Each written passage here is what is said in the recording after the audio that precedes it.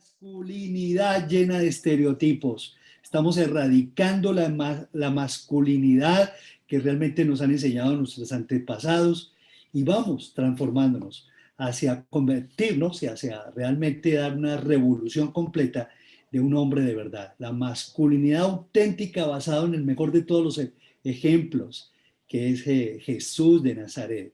Luego, ¿qué tal si le damos un aplauso a todo ese maravilloso equipo de Guatemala que nos ha estado dirigiendo en esta cumbre especial? Démosles un caluroso aplauso. Muchas gracias a todos ustedes.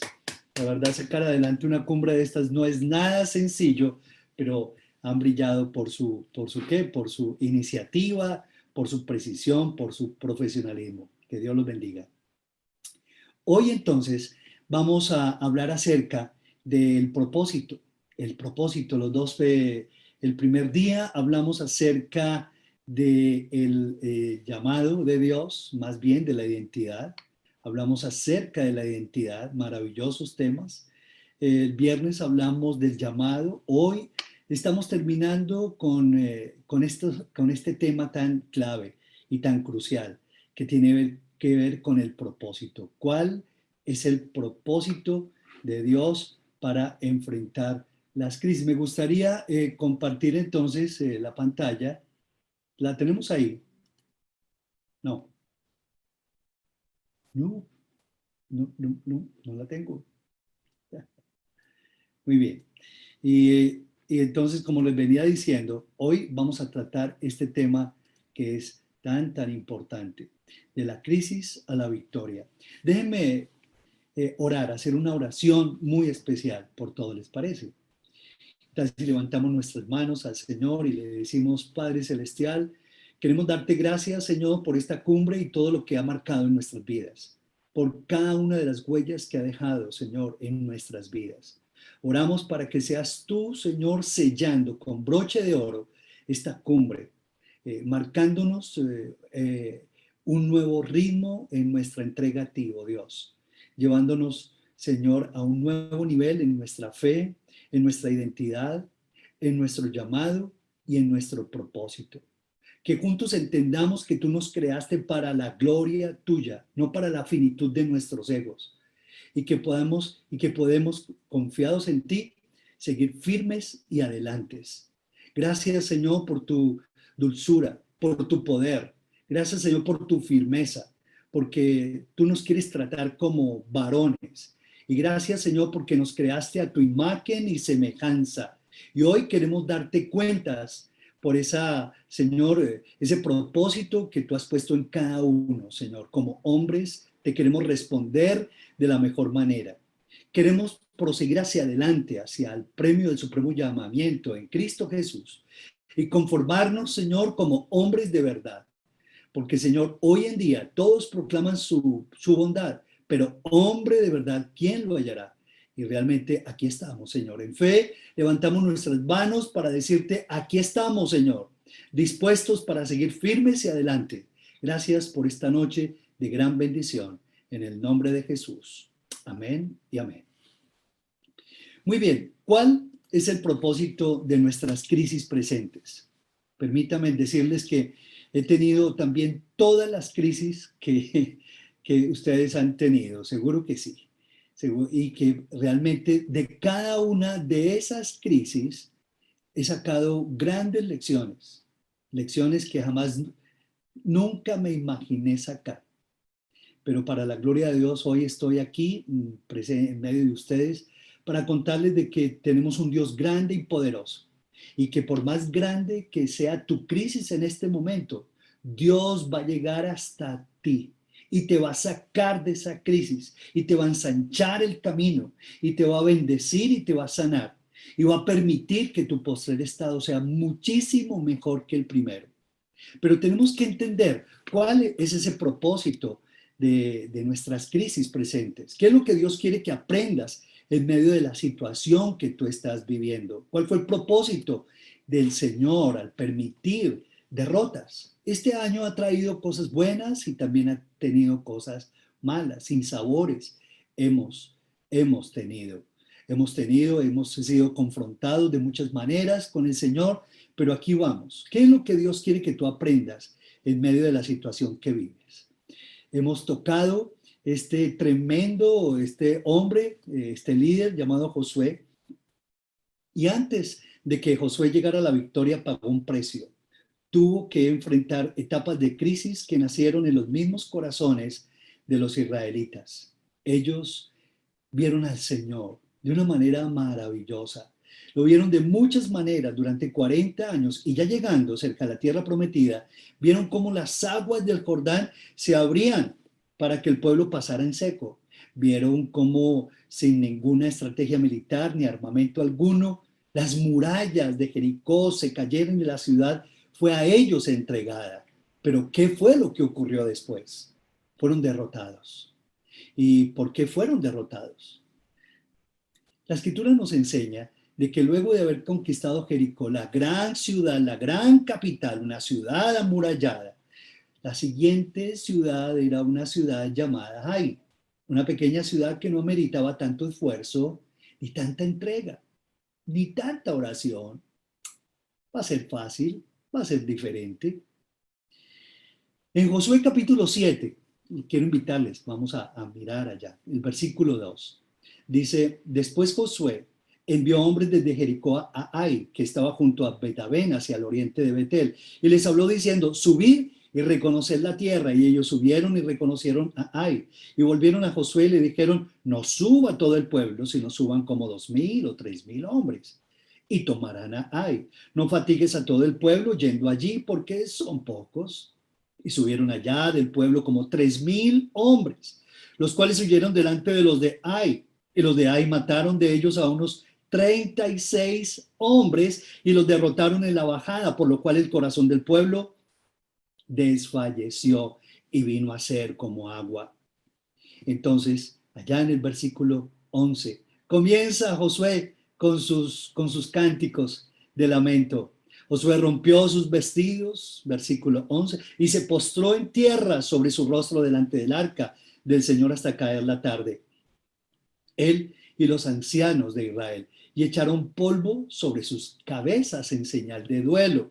Y Josué dijo, Señor Jehová, ¿por qué hiciste pasar a este pueblo el Jordán para entregarnos en las manos de los amorreos para que nos destruyan?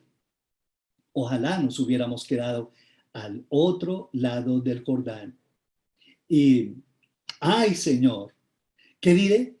Ya que Israel ha vuelto la espalda delante de sus enemigos, porque los cananeos y todos los moradores de la tierra oirán y nos rodearán y borrarán nuestro nombre de sobre la tierra. Y entonces, ¿qué harás a tu grande nombre? Típica reacción de nosotros los hombres, no solamente de Josué. Típica reacción. Seguramente tú has tenido parecidas reacciones. Cuando nos vemos derrotados, cuando el negocio se nos cae, cuando las cosas no nos salen, cuando nos pelamos en un examen y cuando la verdad la esposa también como que no nos recibe de la mejor manera, cuando nuestros hijos reciben alguna noticia difícil y como que es generada por nosotros. ¿Por qué?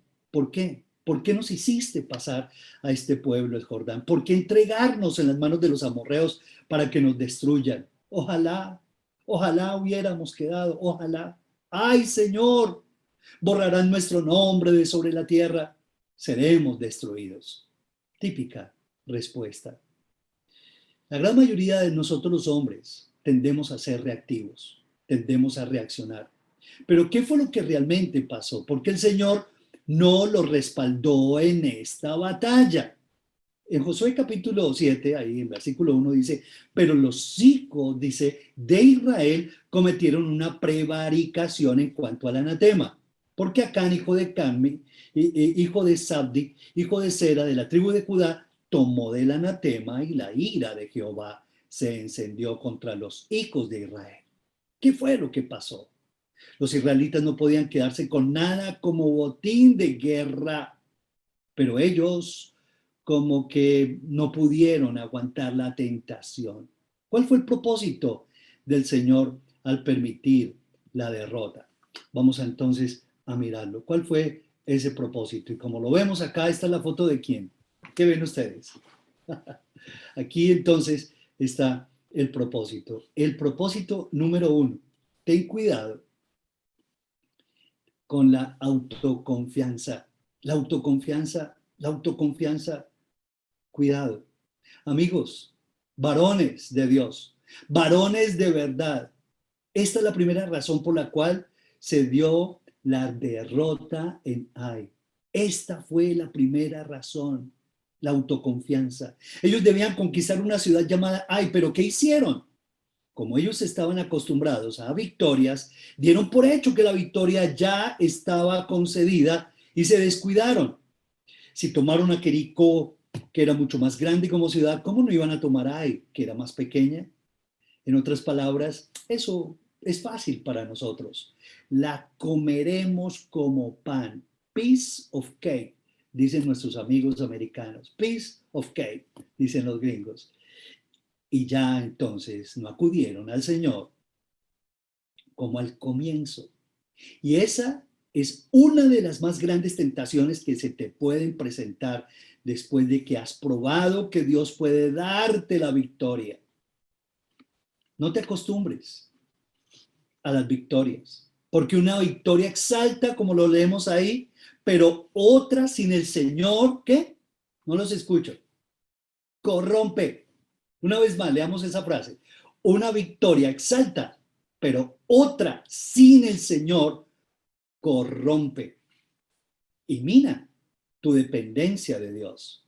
No hay experiencia más peligrosa en la vida cristiana que la euforia de la victoria. ¿Alguno de ustedes ha experimentado una victoria? ¿Qué no hacemos, cierto?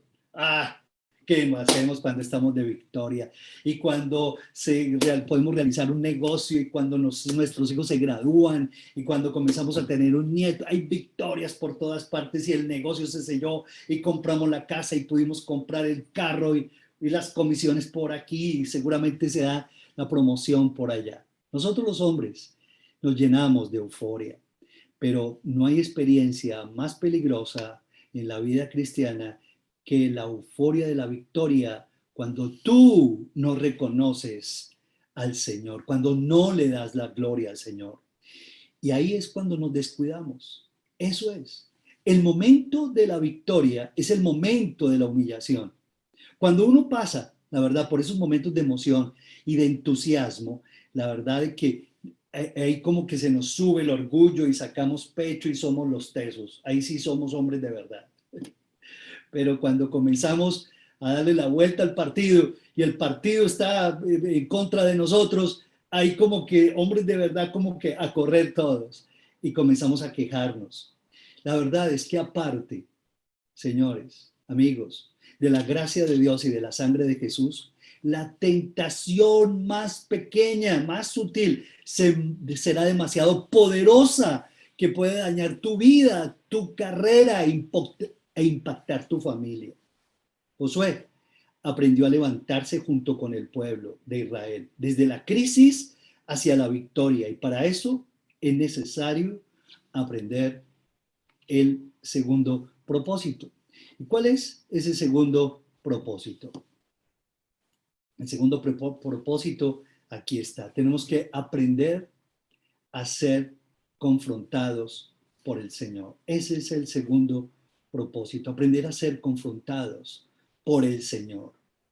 Y pues yo le añadiría también, miren, cuidado con tus guardados. Yo no sé cómo en Guatemala como que lo entienden, con qué palabra cuando uno tiene zonas guardadas, guardados en nuestras vidas, áreas intocables que no se las dejamos tocar a Dios y menos a nadie más. ¿Cómo se llaman? Cuidado con tus guardados, zonas restringidas. ¿Cómo se llama? Wilson, ¿me ayudas? Zonas ocultas o áreas ocultas. Exacto, Las bestias del sótano y las cucarachas de las cloacas. Así es. Y la palabra, gracias Wilson. Y la palabra de Dios, la verdad es que nos habla acerca de esas cosas guardadas. Todo hombre de verdad debe aprender a recibir confrontación de parte de Dios. ¿Cuándo fue la última vez que recibiste una confrontación de parte de Dios? Honestamente, estamos entre hombres. ¿O cuándo fue la vez que te confrontó tu jefe? Pudo haber sido tu esposa. No, no, no, no, no, mentiras. Aquí ninguno de ustedes recibe confrontaciones de su esposa, ¿sí o no? Solamente en Colombia. Pero recibimos confrontaciones de los jefes, de los hijos, del pastor. Puede ser también. He visto cómo en los años algunos terminan bien y muchos hombres terminan mal. Parte de eso, señores, es cómo y con qué actitud recibimos las confrontaciones. Y eso realmente debe ser algo que nos debe llevar a la reflexión, donde unas son de cal y otras son de arena. Pero cuando Adán fue confrontado en el Génesis, Adán, ¿dónde estás tú? Inmediatamente Adán como que evadió su responsabilidad y dice, tuve miedo y me escondí. Y al final ustedes saben que le echó la culpa a su esposa y la esposa le echó la culpa a la serpiente y al final de cuentas, el culpable de toda esa debacle fue el Señor. Pero necesitamos aprender a recibir ese tipo de confrontaciones. ¿Por qué? Porque, porque necesitamos aprender a enfocarnos, mantener en nuestra mirada en el Señor. En Josué capítulo 7, el versículo 10, dice, y Jehová le dijo a Josué, levántate, Josué, ¿por qué te postras así sobre tu rostro? Él se postró, se puso a llorar, se puso a pedirle al Señor, a clamar y a orar. Pero el Señor llega y le dice, ¿por qué te postras sobre tu rostro? Israel ha pecado y aún han quebrantado mi pacto que yo les mandé. Y también han tomado el anatema y hasta han hurtado, han mentido y aún lo han guardado. El guardado entre sus enseres. Por eso los hijos de Israel no podrán hacer frente a sus enemigos, sino que delante de sus enemigos volverán la espalda, por cuanto han venido a ser anatema. Ni estaré más con vosotros, sino destruyereis el anatema de medio de vosotros. Por eso es que aquí es importante que tenemos que tener cuidado con los anatemas. Dice el Señor, venid, dice el Señor, y estemos a cuenta. Si tus pecados fueran como la grana, como la nieve, serán, dice, emblanquecidos. Si fueran rojos como el carmesí, vendrán a ser como blanca lana. A Dios no le asusta tu pecado. Óyelo bien. No le asusta lo grande de tu pecado, el color carmesí de tu pecado. Lo que al Señor le entristece es que seamos maestros de la apariencia y de la evasión. Y eso es lo que realmente el Señor quiere. No me hables. Yo no entiendo de esa manera. Con evasiones, yo no lo entiendo. Con justificaciones, no lo entiendo. Dame la cara, ven, dice el Señor, y pongámonos de acuerdo. Esta noche, el Señor quiere que tú le pongas la cara al Señor, porque allí arranca la construcción de un verdadero hombre de verdad. Y es cuando le damos la cara a nuestro buen Dios. Cuando realmente dejamos de evadir, dejamos de justificarnos y de buscar responsables por nuestros errores, nuestro pecado. Ya vémoslo claramente. Luego, a Dios no le entristece, a Dios no le entristece la cantidad, la magnitud de tu pecado, pero sí le entristece que seamos maestros de la apariencia y de la evasión. Nadie podía tomar nada de ahí. El botín de guerra no lo podían tocar, pero Acán traicionó y rompió la confianza de Dios. No pudo aguantar la tentación y como nadie lo veía, tomó y comenzó a robó el manto babilónico, muy bueno. Qué gran oportunidad para guardar un manto de gran precio, pero también las 200 monedas de plata y una barra de oro de medio kilo. Pablo, uno no sabe qué vendrá después de la pandemia y uno tiene que tener sus guardados. A ver, una cosa es la responsabilidad y tú eres responsable de proveer para tu familia. Otra cosa es la desobediencia y el tomar la justicia en tus propias manos y robar y tomar lo que Dios no quiere que tú tomes. Y ese fue el problema. Pablo, tú sabes que yo tengo familia, hijos que alimentar, colegios y universidades que pagar. Y yo no sé hasta cuándo, en medio de esta pandemia, me decía uno, yo no sé hasta cuándo tengo trabajo. Pablo, tú sabes cómo son las cosas. En Acán nos vemos reflejados muchos hombres en medio de pruebas y tentaciones. Otro discípulo me decía, dice, en medio de este confinamiento me puse a ordenar mi agenda y me encontré con una amiga de la niñez que fue mi novia y siempre me adulaba, siempre. Eran días duros de pandemia con mi esposa, hasta que como que yo no pude aguantar y ya, ya no tenía mis ganas ni mis motivaciones de estar con mi esposa y me dio por visitarla en medio de esta pandemia. Y la verdad, Pablo, yo hoy estoy que me traga la tierra, ojalá me tragara la tierra, no sabes cómo me siento. Y pasaron días hasta que tuve que explotar. Y en medio de una célula me preguntaron, ¿cómo estás con relación a tu integridad con tu esposa? Y entendí que había descuidado mi vida sexual. Y lo he llorado. Hasta el día de hoy me lo confesaba. Esta pandemia tiene cosas buenas, varones, pero también tiene cosas feas, muy feas. Y la verdad es que nosotros no podemos descuidar así en un abrir y cerrar de ojos nuestra vida espiritual. Y él me decía, yo estaba buscando afirmar mi identidad en las personas que me adulaban. Estaba buscando afirmar mi identidad, pero entendí que mi identidad estaba en lo que Dios dice de quién soy yo y no en lo que los demás dicen de mí. ¡Wow! ¡Qué revelación tan poderosa! Este hombre está entendiendo el propósito de Dios de las caídas. Como Acán y este amigo, muchos estamos pasando por crisis con la esposa, en el trabajo, financieras, sexuales, en fin, con los hijos, pero esto no quiere decir que por más difícil que sea la situación, voy a vender mi primogenitura por un plato de lentejas, voy a despreciar ni mi identidad, ni despreciar mi llamado, ni despreciar mi propósito para el cual fui tomado por el Señor. Ustedes recuerdan la película de Gladiador, ¿cierto? Los videos que hemos visto. Y en esa película que a todos nos gustó, en ese clip que vimos, llega y le dice el emperador, llega y le dice, ¿cómo te atreves a darme la espalda? Ahí estaban en el circo romano y, en fin, y le dice, ¿cómo te atreves a darme la espalda? Le dijo Cómodo. Y lentamente, Máximo, que tenía escondida su cabeza, no se le veía su rostro por el casco, lentamente quita el casco y va descubriendo su rostro y le vuelve el rostro a su enemigo. Mi nombre es Máximo Décimos Meridios, comandante de los ejércitos del norte, general de las legiones de Félix, leal servidor del verdadero emperador Marco Aurelio, padre de un hijo asesinado, es marido de una esposa asesinada, y tendré mi venganza en esta vida o en la otra. Él tenía una identidad muy clara. Cuando uno sabe quién es, sabe para qué está. Y eso lo tenía muy claro. Tenía un nombre.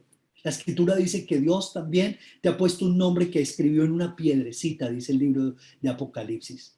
No sé cuál es ese nombre.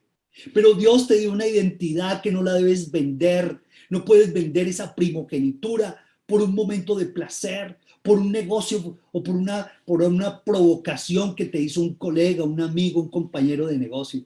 Tienes que tener mucho cuidado. ¿Por qué? Porque esto realmente nos puede llevar a cometer locuras. El propósito número 3 es también bien interesante. Bueno, ustedes reconocen a este hombre. ¿Quién es este hombre? Este hombre es un hombre muy famoso, muy, muy famoso. Y ese propósito, eh, tenemos que decirle a Dios que nos permita entender que así como este hombre que hizo barbaridades, Acán también cometió barbaridades, hurtó del botín en Jericó, pero nunca pensó en las consecuencias que esto iba a traer a su familia. Nunca pensó las consecuencias acá para su nación. Cuando este ciclista, el americano Lance Armstrong, empezó a consumir drogas, nunca pensó en que un día sería descubierto y como consecuencia su carrera iba a terminar. La Biblia dice que hay caminos que al hombre le parecen derechos, pero su final es camino de muerte. Siempre Satanás está ofreciendo y nos hace provocaciones muy sutiles, casi imperceptibles, en papeles de regalo, pero al abrirlos se da cuenta de que nos damos cuenta de que el contenido es mortal, muy mortal. El tercer propósito, entonces, mide el impacto de tus decisiones. Mide el impacto de tus decisiones. Este ciclista, todos lo hemos visto, todos los conocimos. Algunos de ustedes son amantes del ciclismo. A mí me fascinan todos los deportes, me fascina el ciclismo. Y bueno, en esta vez, como en estas oportunidades, los colombianos no estuvimos a punto, pero ahí los ecuatorianos están haciendo un excelente papel y ahí van otros argentinos. En fin, ahí vamos para adelante. Maravilloso. Este hombre fue uno de los mejores ciclistas en la historia del mundo. Nadie ha ganado más tours que él. Empresas de gran prestigio depositaron su confianza siendo sus patrocinadores, como la Nike, por ejemplo. Pero todo eso terminó cuando este hombre, este ciclista, fue encontrado culpable por dopaje. Se le retiraron 7 títulos del Tour de Francia. También sus patrocinadores le retiraron su apoyo y se le expulsó del ciclismo. Es muy lamentable observar cómo un hombre pierde todo lo ganado a causa de su pecado. En el caso de Lance Armstrong, el anatema que terminó con su carrera fueron los estupefacientes. Nadie me ve, nadie se va a dar cuenta. Pues es una cultura entre los técnicos del ciclismo y lo hacen muy bien. Yo he cedido, en fin, lo he guardado. Nadie se va a dar cuenta. Pero es increíble cómo este hombre fue pillado. Muy feo, muy feo. Y le quitaron todos los títulos. Ustedes recordarán la entrevista famosa en donde esta gloria del deporte del ciclismo cayó tan mal, cayó tan mal. Cuando le decían a él, bueno, ¿y qué dice tu familia? ¿Qué dicen tus hijos acerca de esto? Este hombre como que se llevó la cara hacia la mano y dijo, bajó el rostro con esta destacada periodista y dijo, sí, me avergüenzo. Yo creo que este hombre experimentó una dura vergüenza y acabó con su carrera. Por el pecado, miren, varones, por el pecado de un solo israelita, toda la nación fue humillada. El nombre del Señor es blasfemado por no ver las consecuencias de nuestro pecado. ¿Saben, amigos? Dios quiere que tú seas coherente, porque muchos de nosotros estamos caminando en este mundo fragmentados. Y la Biblia dice de que todo reino dividido cae, y toda casa dividida es fragmentada y perece y se cae esos reinos. Y estamos viendo hoy como muchos hogares llenos de ilusiones y llenos del plan del Señor han sucumbido. ¿Por qué?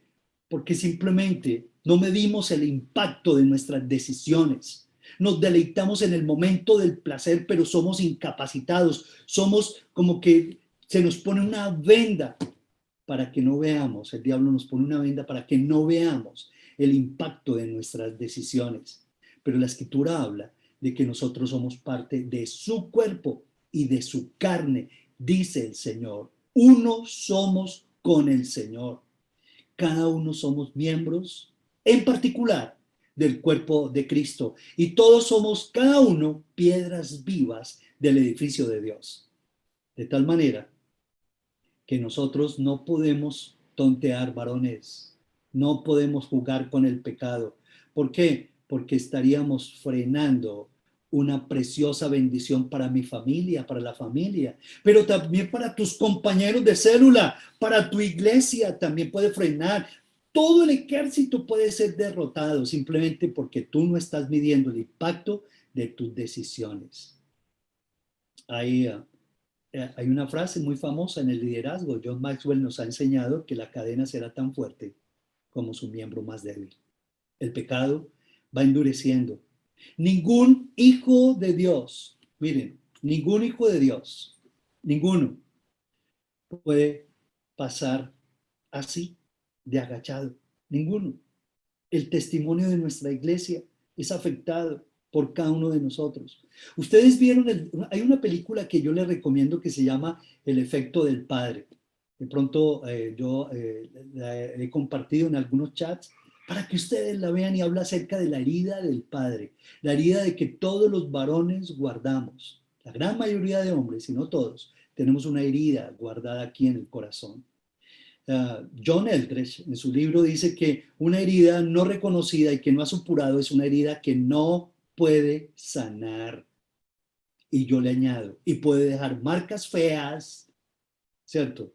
Que son irreversibles en tu esposa y en tus hijos y en tus hijas. Luego tenemos que tener mucho cuidado. Acuérdate, una herida no reconocida y que no has supurado es una herida que no puede sanar. La iglesia definitivamente no es un lugar para corregir conductas. La iglesia es un lugar para sembrar actitudes llenas del poder del Espíritu Santo. Pero, ¿qué más? Propósito número 4, lo vamos a mirar, y es levántate y resplandece. Levántate, varón, y resplandece. Ese es el propósito número 4. Así como Dios le dijo a Josué, levántate. Hay momentos de orar, por supuesto, pero hay momentos de acción. ¿No? Aquí en Antioquia tenemos un tiempo que lo hemos llamado oración. Y ese tiempo de oración, la verdad es que nos ha dado muchísimo resultado. Porque también es necesario, aun cuando necesitamos estar quietos, también es una acción, porque es dejar de actuar. Es algo que tenemos que aprender a poner nuestra mirada en el Señor. Y le dijo, levántate, le dice el Señor, y santifica al pueblo. Y a ti hoy te lo dice. ¿Acaso no te he dicho que no podrás hacer frente a tus enemigos? Cuando Dios nos quiere tratar en el área en particular de nuestras vidas y nos resistimos, nos deja nuestra dureza de corazón. Pero ahí es donde el Señor quiere que nosotros nos levantemos, que nosotros resplandezcamos. El propósito número 4, conoce el qué y vive el propósito de Dios para tu vida. Conócelo intensamente. Muchos de nosotros, la verdad es que no estamos levantados y no estamos resplandeciendo. ¿Por qué? Porque no estamos conociendo el propósito de Dios para nuestras vidas. Alguna vez le dijeron a Juan el Bautista, ¿eres tú el Cristo? Y le dijo, no me confundan. Yo soy tan solo una voz en el desierto. Sabía quién era, pero también sabía quién no era. Tenía una identidad muy clara, un llamado muy claro. En Senfol hemos entendido ese nuestro propósito. Hemos aprendido a enfocarnos en el propósito de Dios. Hacemos discípulos, estamos desarrollando líderes y ayudamos a transformar naciones multiplicando estos movimientos. Quiero terminar con algo que el Señor como que me llevaba en estos días y a ti te lo recuerda en este día. Te lo está diciendo, dice el versículo de primera de Corintios 16:13. Dice, velad, estad firmes en la fe, portaos varonilmente y esforzados. Eso es. Josué fue un hombre que nunca se apartaba del tabernáculo, aprendió a ser tratado como servidor. Josué fue un hombre que recibió el trato de Dios. Y es mi oración para que tú recibas el trato del Señor, que no tengas guardados, que la verdad no te dejes de vislumbrar por las cosas que te ofrece el mundo, que le dé la cara al Señor, que no te justifiques, ni te vadas, ni te escondas. Al Señor no le gusta un hombre así. Al Señor le gusta un hombre que le da la cara. Aquí estoy, Señor. ¿Cierto? Y eso es lo que el Señor tiene para ti en este día. La verdad es que el Señor lo que quiere es decirte firmes y adelante. Vela, está firmes en la fe. Pórtate varonilmente. ¿Por qué? porque tú eres un hombre que te cree a mi imagen y a mi semejanza. Eres un guerrero, eres un gran líder. Josué nos habla de un hombre que se sometió. Él fue un hombre que obedeció, fue un hombre que guerreó, fue un hombre que conquistó a Canaán. Él conquistó, llevó al pueblo a la tierra prometida, a la tierra prometida, y un hombre que se apropió de las promesas de Dios. Por lo tanto, varón, no renuncies a tu derecho a ser un hombre de verdad y compórtate varonilmente, que realmente tu identidad, tu llamado y tu propósito sigan firmes y adelante. Quiero dejarles dos preguntas o tres mejor. La pregunta es, ¿hay áreas guardadas que tú debes dejar que trate Dios? ¿Cuáles son? ¿Cómo crees que debes empezar para que Dios trate esas áreas en tu vida? Y ahí está la otra pregunta. ¿Cuál es el propósito de Dios en medio de estas adversidades? Quiero que me acompañen en esta oración y quiero pedirle al Señor que seas tú mismo tomando el control, Padre Celestial, de cada uno de los varones que estamos aquí reunidos. Que en el nombre de Jesús entendamos que no podemos entregarle, Señor, estas áreas de nuestras vidas a nadie más sino a ti, Señor. Que debemos nosotros, con todo en nuestro corazón, aprender a guerrear, a convertirnos en los grandes líderes. Sí, seguramente, pasando pruebas, con dificultades, pero siempre con tu mano poderosa. Y aquí que yo estoy contigo. Y si fueres por el fuego no te quemarás, dice el Señor. Y si tienes que pasar por las aguas, no te anegarán porque yo estoy contigo, dice el Señor. Por lo tanto, no temas y sé valiente. Extiéndete a la derecha y a la izquierda. No mires otra cosa. No mires, no te vayas detrás de Baales algunos. No sientas inseguridad y temor porque la identidad no te la da hombre alguno. Soy yo quien te doy una identidad. Te he bañado con mi sangre preciosa y te he dado, has nacido de una simiente inmarchitable totalmente. Por lo tanto, no temas, sigue ese camino que yo te estoy dando. Gracias, Padre Celestial, por tu gran amor, por tu poderoso respaldo sobre nuestras vidas. Permite que velemos y estemos firmes en la fe y que nos portemos varonilmente y que nos esforzamos. Gracias por cada uno de estos varones, a quienes te los encomiendo en el precioso nombre de Cristo Jesús. Amén y amén. Varones, que el Señor los bendiga ricamente. Un abrazo para todos.